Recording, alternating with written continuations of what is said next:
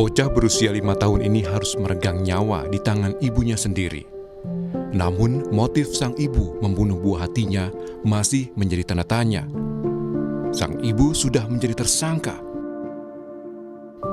Tim penyidik Satreskrim Polres Metro Bekasi Kota saat ini telah memeriksa 5 saksi, di antaranya saudara ayah korban, kerabat tersangka, dan petugas keamanan.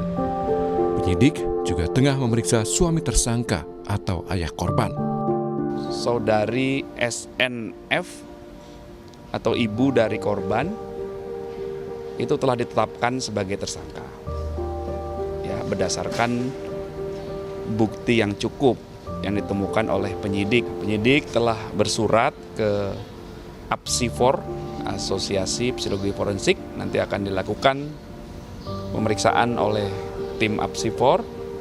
Penyidikan yang dilakukan juga mempedomani prinsip-prinsip scientific crime investigation. Penyidikan berbasis ilmiah, berbasis keilmuan, melibatkan beberapa ahli.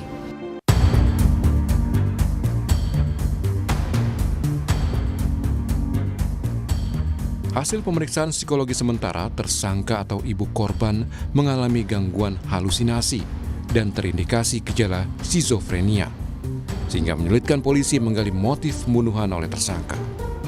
Polisi menyebut suami tersangka pun mengakui jika terdapat tanda-tanda keanehan dari sang istri sejak 2 bulan terakhir, seperti sering berhalusinasi.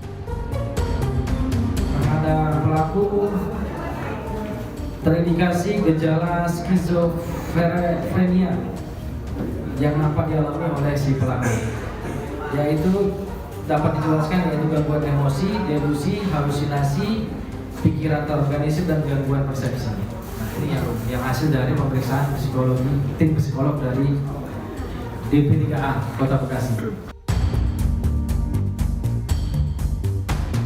Diduga aksi pembunuhan oleh sang ibu kepada anak kandungnya dilakukan di depan adik korban yang masih berusia 1 tahun 7 bulan. Pasalnya kamar korban dan adiknya berada di satu ruangan.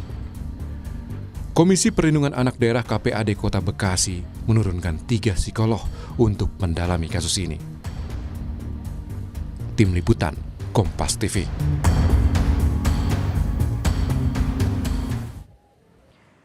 Saudara, polisi belum mengungkap motif ibu yang diduga membunuh anak kandungnya. Bagaimana menggali motif di tengah dugaan tersangka mengalami gangguan skizofrenia? Kita bahas bersama dengan pakar psikologi forensik Reza Indragiri Amril. Mas Reza, apa yang Anda cermati dari sini? Apakah terlalu cepat untuk menentukan bahwa tersangka atau ibu korban ini mengalami gangguan jiwa yang tadi disebutkan ada skizofrenia itu? Ketika menangani atau berhadapan dengan kasus-kasus kekerasan yang sedemikian ekstrim, saya selalu meletakkan 3 kemungkinan untuk kita kaji bersama. Pertama, adakah kemungkinan bahwa pelaku secara umum ya, memang memiliki gangguan jiwa tertentu, memiliki kelainan-kelainan tertentu yang bisa membuat dia tanda petik lolos dari jerat hukum dengan memakai pasal 44 KUHP. Tapi ada kemungkinan yang kedua, seberapa jauh kiranya pelaku berada di bawah pengaruh narkoba, di bawah pengaruh nafza.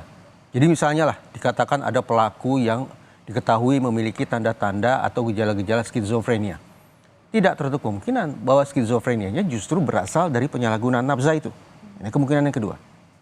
Dan yang ketiga, apa boleh buat, karena anak memang merupakan salah satu kelompok yang paling rentan untuk diviktimisasi, maka boleh jadi ada pelaku yang punya muatan amarah, dendam, sakit hati, dan seterusnya, yang sayangnya tidak bisa dia arahkan ke target utama, lalu dia alihkan kepada target pengganti. Siapa itu? Target pengganti adalah pihak yang dianggap lemah. Anak-anak yang memiliki kelemahan multidimensional. Jadi saya tidak akan serta-merta atau langsung atau tergesa-gesa menyimpulkan bahwa ada pelaku tindak pidana yang mengidap kelainan jiwa tertentu, karena saya dan mungkin juga masyarakat punya kepentingan bahwa pelaku-pelaku kejahatan terhadap anak akan bisa dimintai pertanggungjawabannya secara pidana. Agar proses pertanggungjawaban secara pidana itu bisa berlangsung, kita hanya boleh punya asumsi tunggal bahwa pelaku sehat, pelaku waras, pelaku rasional.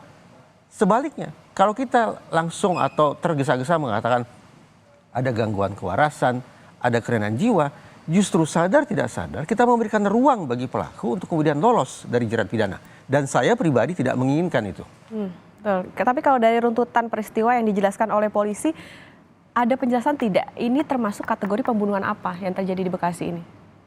Saya tidak tahu, itu yang harus ditelisik oleh pihak kepolisian. Tetapi kalau kemudian ini konsekuensi ya, kalau kemudian kita angkat narasi tentang adanya kelainan jiwa tertentu pada diri tersangka, maka perbincangan tentang motif, perbincangan tentang jenis pembunuhannya tidak lagi relevan. Karena jangankan kita, jangankan otoritas penegakan hukum, sang tersangka pun dalam kurung pelaku pun tidak bisa menjelaskan apa motifnya, seberapa jauh perencanaannya. Dan ketidakmampuan itu justru sadar tidak sadar kita yang ciptakan. Karena kita yang mengangkat narasi bahwa pelaku pidana adalah orang yang tidak waras, adalah orang yang punya kelainan jiwa. Oke. Nah, salah satu juga jadi sorotan Mas Reza ini adalah dugaannya pelaku ini melakukan aksinya di depan adik dari korban yang masih usia 1 tahun 7 bulan kalau tidak salah. Nah, ini seperti apa yang dicermati dari sini, kemudian apakah ini akan berdampak juga terhadap adik korban atau seperti apa Mas Reza? Dalam narasi viktimologi ada beberapa kategori korban. Korban primer adalah dalam kasus ini misalnya anak yang secara langsung, secara frontal menjadi sasaran perilaku kekerasan dari tersangka. Itu adalah korban primer yang secara menyedihkan kehilangan nyawa. Ada korban sekunder. Dia tidak pihak yang diserang oleh tersangka, tetapi dia barangkali memiliki pertalian darah dengan korban primer. Dia berada di lokasi yang sangat dekat, bahkan mungkin bisa menyaksikan secara langsung apa yang dialami oleh korban primer, sehingga korban sekunder ini bisa merasakan ketakutan yang sama, kesedihan yang sama, trauma yang sama, dan berbagai macam perasaan negatif lainnya yang juga sama. Nah, kalau kita posisikan anak yang berada di ruangan yang sama itu, yaitu anak yang berusia sekitar 1 tahun itu adalah sebagai korban primer, maka sah sudah. Anak ini sesungguhnya bisa dikategorikan sebagai anak korban kekerasan. Karena itu, negara memang sudah berkewajiban untuk memberikan perlindungan khusus kepada anak yang menyaksikan peristiwa tersebut dalam kurung korban sekunder. Tapi sekitar 1 tahun usianya ini juga bisa merekamkah peristiwa yang seperti itu atau bagaimana? Memang anak usia 1,5 tahun memiliki derajat kognitif dan derajat afektif yang khas. Dan ada sisi yang mudah-mudahan positif yang bisa dimanfaatkan oleh pihak-pihak yang mendampingi anak tersebut, bahwa anak-anak usia sekitar 1,5 tahun dan seterusnya itu memang memahami dunianya, memberikan pemaknaan terhadap peristiwa tergantung pada definisi yang diberikan oleh orang-orang di sekitarnya. Jadi seberapa jauh orang-orang di sekitar atau pemberi bantuan itu bisa membangun definisi, bisa memberikan pemaknaan yang lebih positif, lebih konstruktif, mudah-mudahan itu akan bisa membantu anak yang berusia 1 tahun sekian bulan itu agar bisa lepas dari katakanlah traumanya. Nah, yang juga menarik nih, polisi sempat bilang bahwa ketika diperiksa pelaku ini sempat tertawa, tersenyum. Nah, ini apakah bisa salah satu yang jadi ciri-ciri orang terkena skizofrenia atau seperti apa Mas Reza? Apakah kemungkinannya ada dua kan? Kemungkinannya hanya dua. Satu, tersangka memang memiliki kelainan jiwa tertentu. Atau kemungkinan yang kedua. Nah, untuk membahas tentang kemungkinan kedua, mari kita samakan persepsi dulu. Kita sesungguhnya tidak sedang berbicara tentang orang yang punya kelainan jiwa, titik. Tidak. Kita sedang berbicara tentang seseorang yang melakukan tindak pidana. Namun, konon memiliki kelainan jiwa.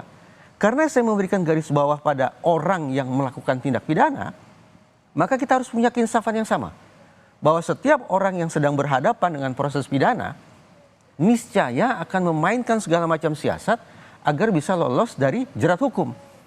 Termasuk salah satu siasat yang bisa dimainkan oleh orang yang sedang dimintai pertanggungjawaban secara pidana adalah dengan mempraktekkan malingering alias pura-pura sakit.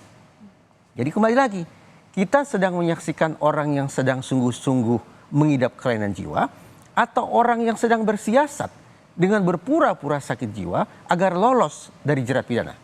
Nah itu berarti artinya ini bisa seringkali digunakan sebagai alibi. Nah sebetulnya bagaimana cara menggalinya, bagaimana sebetulnya polisi bisa benar-benar menentukan motif sebetulnya seperti apa. Ini berapa lama biasanya Mas Reza kalau orang yang mengaku? Sekali lagi tidak lagi relevan bicara soal motif. Dan sayangnya pembincangan tentang motif jadi tidak relevan kalau kita tergesa-gesa memberikan julukan atau sebutan kelainan jiwa pada seorang tersangka pelaku pidana. Terkait dengan berapa lama atau bagaimana proses untuk mendeteksi apakah ini sungguh-sungguh kelainan jiwa, atau berpura-pura sakit alias malingering, pihak kepolisian saya asumsikan memiliki teknik untuk itu. Misalnya, dengan memberikan serangkaian tes kepada tersangka. Atau juga dengan bisa melakukan pemeriksaan terhadap riwayat medis tersangka. Melakukan wawancara terhadap orang-orang yang hadir dalam kehidupan tersangka, sehingga itu semua menghasilkan sebuah data yang katakanlah memadai untuk disimpulkan.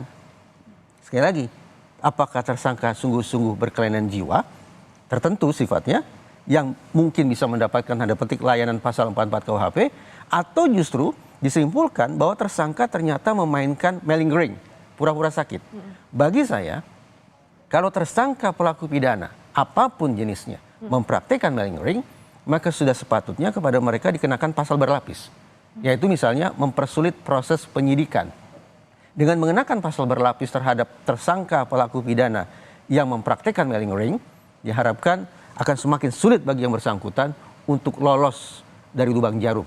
Termasuk juga pengakuan dari suami pelaku ini kan ada gelagat aneh selama 2 bulan terakhir ini juga bisa termasuk menjadi salah satu pertimbangan kah atau misalnya? Tepat. Tadi saya katakan, salah satu teknik yang bisa digunakan juga untuk memastikan kondisi kejiwaan tersangka pelaku pidana adalah dengan mewawancarai orang-orang yang berada di sekitar kehidupan tersangka. Tapi harus dipahami, orang-orang yang hadir dalam kehidupan tersangka tidak serta-merta memiliki kemampuan untuk melakukan observasi secara terukur. Observasi secara saintifik untuk memastikan apakah orang ini memiliki kriteria tertentu yang memenuhi definisi atau jenis-jenis kelainan jiwa tertentu ataukah sebatas pengamatan awam. Justru ketika dalam sebuah peristiwa pidana tersangka dianggap punya kelainan jiwa dan ada orang-orang di sekitarnya yang tahu tentang kondisi tersangka tersebut, maka boleh jadi pasal 491 KUHP relevan untuk diuji oleh pihak kepolisian. Pasal 491 KUHP bunyinya kurang lebih, orang yang bertanggung jawab untuk menjaga seseorang yang punya kelainan jiwa, namun orang tersebut ternyata lalai, sampai-sampai pengidap kelainan jiwa itu melakukan perbuatan bahaya, justru si penanggung jawab ini juga bisa dipidana. Jadi katakanlah ada 2 orang, yang satu ini memang memiliki kelainan jiwa, dia melakukan pidana, dia bisa lolos dari hukum. Kalau betul-betul kelainan jiwa tertentu, sesuai pasal 44. Tetapi sebaliknya, orang yang bertugas untuk menjaga pengidap kelainan jiwa ini, ternyata dia abai, ternyata dia lalai, sampai-sampai si pengidap kelainan jiwa ini melakukan tindak pidana, justru si penjaga inilah, si penanggung jawab inilah yang bisa juga dimintai pertanggungjawaban secara pidana. Hal ini menjadi penting kenapa? Saya pribadi terus terang sudah merasa sedih, capek sekaligus takut ketika berlangsung peristiwa semacam ini berulang kali. Beberapa bulan silam misalnya, di salah satu pusat pertokoan di Jakarta Barat, ada konsumen yang tak ada angin tak ada hujan dibacok sedemikian rupa. Maaf ini. Ternyata pelaku pembacokan itu menurut otoritas penegakan hukum disebut pengidap skizofrenia. Sekian tahun silam, serangkaian penyerangan bahkan pembunuhan terhadap ulama yang dilakukan oleh orang-orang yang kemudian juga disebut memiliki kelainan jiwa. Kita tidak boleh biarkan ini terus berlangsung. Karena itu permintaan tanggung jawab secara hukum juga patut dikenakan kepada sekali lagi orang-orang yang semestinya menjaga para pengidap kelainan jiwa.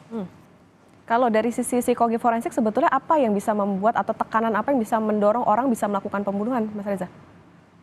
Kalau kita bicara tentang pembunuhan secara umum, ada 5 motif yang utama, ini berdasarkan riset global. Pertama, ada orang yang memang, ini mudah-mudahan tidak menjadi pembelajaran yang keliru ya. Pertama, orang yang memang menghabisi orang lain dengan tujuan untuk mendapatkan manfaat tertentu. Rampok, maling, yang sampai hati kemudian membunuh korbannya, itu adalah tujuan pertama. Motif untuk mendapatkan manfaat tertentu. Yang kedua, ada orang-orang yang mengalami gejolak emosi dan mencoba meredakannya justru dengan menyakiti orang lain. Sampai kemudian menghabisi orang lain. Itu kan berarti cara penyesuaian diri yang keliru secara emosional.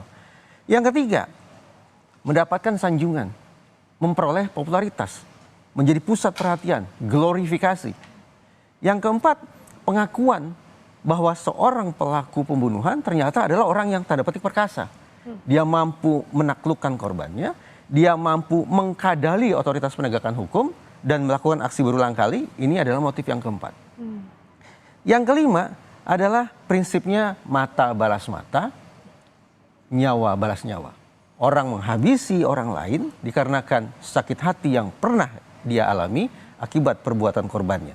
Riset global menunjukkan 5 hal inilah yang menjadi motif terdepan mengapa ada orang-orang yang sampai berbuat sedemikian kejam, melakukan pelanggaran hukum bahkan kejahatan berupa pembunuhan. Berarti artinya kan sekarang juga polisi masih terus mendalami soal kasus ini. Apa yang sebetulnya harus dicermati oleh polisi terkait dengan kasus ini? Jangan sampai masalah gangguan jiwa tadi cuma jadi alibi. Jangan sampai justru narasi kelainan jiwa menjadi kontraproduktif bagi proses penegakan hukum itu sendiri. Kita punya kepentingan untuk mencegah agar pelaku kejahatan terhadap anak, termasuk yang dilakukan oleh keluarga sendiri, bisa dihentikan atau bisa diturunkan.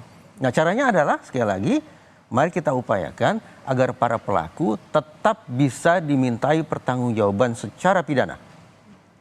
Tetap dimintai pertanggungjawaban secara pidana, tentu tidak bisa menafikan soal bagaimana wawancara dengan saksi-saksi yang lain ya Mas Reza. Pemeriksaan kondisi psikologis tetap penting. Ya. Tetapi sekali lagi kita tidak sedang berbicara tentang orang yang punya kelainan jiwa semata, tapi kita bicara tentang orang yang disangkakan melakukan perbuatan pidana.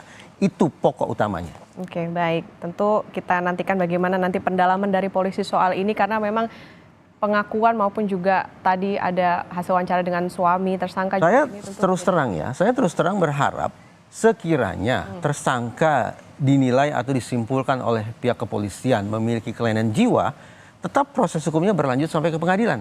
Itu bisa Mas Reza? Karena itulah ketentuan yang ada dalam pasal 44 ayat 2 KUHP. Bahwa di pasal itu kurang lebih isinya, hakim bisa memerintahkan terdakwa yang punya kelainan jiwa untuk berobat. Itu artinya saya maknai bahwa simpulan akhir apakah klaim kelainan jiwa itu betul-betul bisa diterima atau tidak, bukan di kepolisian, tetapi di ruang sidang. Hakimlah satu-satunya pihak yang punya kewenangan untuk memutuskan apakah sekali lagi terdakwa memang punya kelainan jiwa atau tetap harus dimintai pertanggungjawaban secara pidana. Mudah-mudahan kasus-kasus semacam ini tidak di SP3 oleh pihak kepolisian, tapi dilanjutkan sampai ke pengadilan. Tapi meskipun ada dugaan gangguan jiwa tadi, interogasi yang dilakukan polisi tetap sah kan Mas Reza? Tetap sah, tetapi itu kan tanda petik pengujian sepihak dari pihak kepolisian. Sementara pengujian yang objektif, pengujian yang berimbang harus kita yakini berlangsung sungguh-sungguh di ruang sidang. Bukan di kantor kepolisian, tapi di ruang persidangan. Bukan oleh polisi diputuskan, tetapi oleh hakim selaku pihak tunggal yang memiliki kewenangan untuk itu. Artinya nantinya bisa berubah kalau... Bisa saja. Kalau hakim pada akhirnya teryakinkan bahwa terdakwa tidak sakit jiwa, sementara data-data menunjukkan dia sakit jiwa, tetap kita harus menganggap putusan yang benar, pandangan yang tepat adalah yang keluar dari meja hakim. Bisa dikenakan dengan pasal berlapis tadi yang... Tepat. Silakan buka pasal 44 ayat 2 KUHP. Kasus-kasus di mana tersangka atau bahkan nantinya terdakwa dianggap punya kelainan jiwa, justru diputuskan nasibnya di ruang sidang, berobat atau lainnya.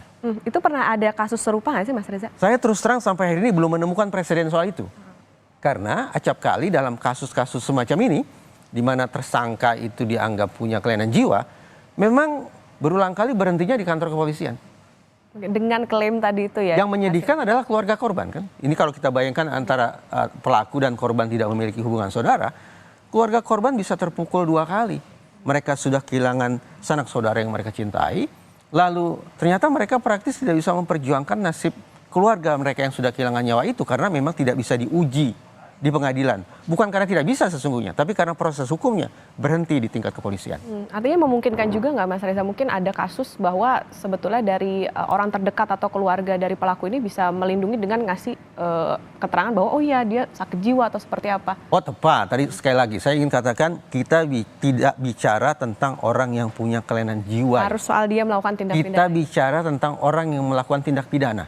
Dan setiap pelaku pidana pasti akan memainkan strateginya, baik secara sendirian maupun dengan melibatkan orang-orang di sekitarnya.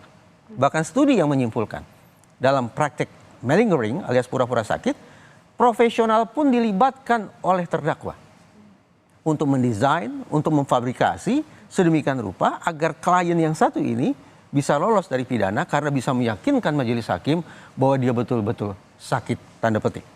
Mas Reza, ini juga mungkin menjadi pengetahuan bagi yang awam. Ini kan biasanya kalau kasus-kasus seperti ini biasa melibatkan apsifor. Nah, pemeriksaannya seperti apa, Mas Reza? Wah, kalau sudah bicara teknis pemeriksaan, karena tentu saja para senior saya tidak mau dikadali oleh siapapun, maka tidak mungkin saya ceritakan tentang teknis pemeriksaan itu. Yang jelas secara umum tadi sempat saya sampaikan, entah itu pemeriksaan secara langsung lewat serangkaian tes terhadap terperiksa, atau dengan memeriksa rekam medis yang ada di rumah sakit misalnya, atau juga dengan mewawancari orang-orang di sekitar kehidupan tersangka. Tidak menutup kemungkinan ini bisa jadi self proclaim atau pengakuan tersendiri kah dia terkena skizofrenia tadi? Itu yang saya katakan, malingering. Malingering itu ada 3 jenis. Ada full malingering, betul-betul dia pura-pura sakit. Ada yang partial malingering, dia sakit iya, tetapi dia dramatisasi sedemikian rupa sehingga tampak sedemikian parah. Atau yang ketiga, false imputation, dia mengaku penyakitnya A, tetapi gejalanya B. Dalam salah satu kasus tipikor sekian tahun silam misalnya, ada tersangka yang mempraktekkan, bahkan terdakwa mempraktekkan false imputation. Dia mengaku mengalami diare parah, diare ya, diagnosisnya diare, tetapi gejala yang dia pertontonkan ke majelis hakim adalah dia tidak bisa berbicara. Apa hubungannya antara diare dengan tidak bisa bicara? Ini adalah salah satu bentuk malingering yang biasa saja dipraktekkan oleh para pelaku pidana. Mudah-mudahan kita, terutama otoritas penegakan hukum, tidak terkecoh oleh karenanya. Ya, itu yang juga tentunya menjadi harapan supaya jangan sampai ini berakhir tidak sesuai dengan harapan. Karena tadi ya kita harus melihat bahwa pelaku ini melakukan tindak pidana, bukan hanya sekedar terkena gangguan jiwa kemudian untuk karena mendengar bisikan gaib itu tadi lalu membunuh anaknya. Baik, terima kasih pakar psikologi forensik Reza Indragiri Amril sudah berbagi perspektif dengan Sapa Indonesia Akhir Pekan.